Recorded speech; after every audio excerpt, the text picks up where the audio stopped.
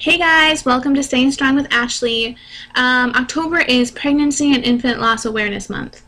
In 1988, U.S. President Ronald Reagan declared October as a month to recognize the unique grief bereaved parents have in an effort to demonstrate and support those who have suffered such a tragic loss. This awareness for pregnancy and infancy loss particularly allows people to be educated on what that looks like for those who have gone through this. This education in regards to, or this promotion of this education really is allowing those who have dealt with the loss to connect with their family and friends in regards to what that looks like for them, to allow doctors and nurses to not just be more sympathetic, but to understand how to maybe prevent these down the line. It also allows the community that you're in or the world that you're in to see that there is a need to bring awareness for this. There is a need to reach out and learn more and to have that ultimate education and awareness to what this means. I don't know if most of you know this, but about 1 in 4 women experience some sort of miscarriage or experience some sort of stillbirth, which, I mean, in reality, 1 in 4, like, that's such a small number.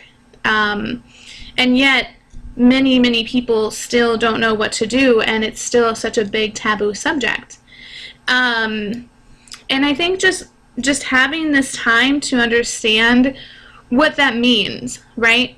What does pregnancy and infant loss mean? Well, that means that someone who went through a miscarriage, that means someone who lost their baby inside stillbirth for whatever reason. That means that maybe someone who lost their child due to SIDS, or who lost their child at infancy just because the child had some sort of heart defect or had some sort of issue that the child couldn't continue with. It just brings more and more awareness of that this is something that happens. I know around the world it happens, I don't want to say all the time, but it happens quite frequently as well.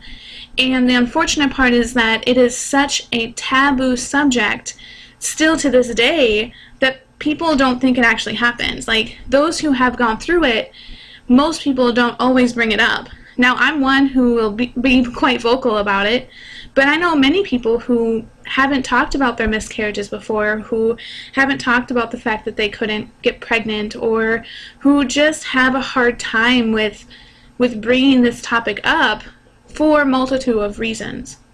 And so with this October being Pregnancy and Infant Loss Awareness Month, I just want us to think and continue to bring awareness to such a taboo topic. There's no reason why we shouldn't continue to educate ourselves on what we can do to help women out there to not lose their babies, or what we can do to empower women to speak up and have their voice heard and to, you know, have their feelings validated. Because it's hard to lose a child and still feel like your feelings aren't validated, that you just can't talk to people about it because no one really wants to listen, you know?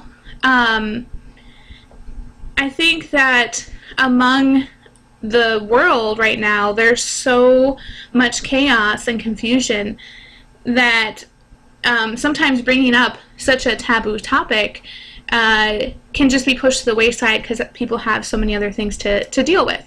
And I understand that, you know? There's a lot that's happened this year that just can cause people to just feel in their own funk and feel in their own state of mind. And when it comes to bringing up such topics that people don't want to discuss or don't know how to discuss, you know, like everyone is aware that, you know, grandparents die or parents die or, you know, your siblings pass. No one's aware or knows what to do when a child passes. You know, that's not something that we're taught on how to bring empathy to or to continue to talk about.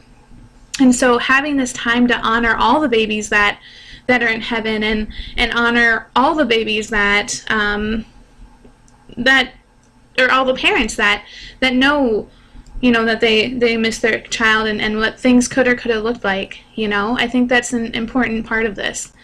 There are many ways to bring awareness, and you can look at some of the great sites that people have, or groups that are out there. There's always Star Legacy, that's a great group to connect with. There's Now I Lay Me Down to Sleep. There's Hope Mommies. There's Gathering Hope, and so many more organizations that bring awareness to such a topic that most people wouldn't normally have the opportunity to hear or understand. And so I just implore you during this month of October to look into that. Educate yourself. Educate yourself what that means. What does that mean for you? Does that mean that you know a friend who's gone through something terrible like this, and you just want to know what she went through? Or you want to know what different things you can educate, you know, what different things you can do to help? Or maybe you just want to know what pregnancy and loss means, you know, because again, like I said, there's such a big spectrum of what happens, like why things happen. A couple days ago, October 15th, was World Pregnancy Infant Loss Remembrance Day. This is the day where everyone around the world, at your own specific time zone, lights a candle for an hour, and in honor of all the babies that couldn't be here. And it's called a wave of light. And so I know that it's already passed, but if you still want to celebrate through the month of October, you're more than welcome to. And but I just think it's important for us to talk about this time now that it is such awareness time, right? And so there are tons of resources, tons of things that you can do to honor your baby, or to get involved with something, or to just make sure that people are aware. I think people don't realize how much that support means, but also that there are medical professionals who don't have the opportunity and don't have the resources to prevent some of these things.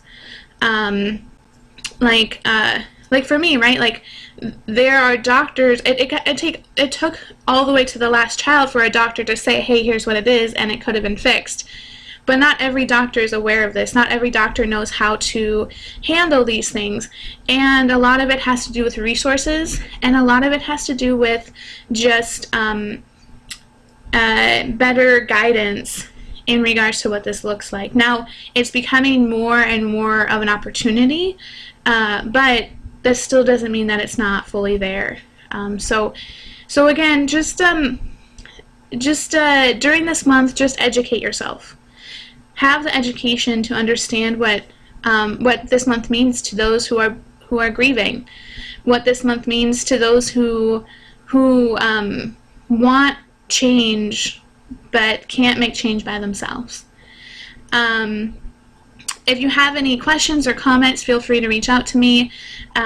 Look at some previous videos on how you can help a friend, or how you can get involved in other things too. So any other topics or questions, again, comment below. Otherwise, subscribe to my channel, and I'll see you guys next time.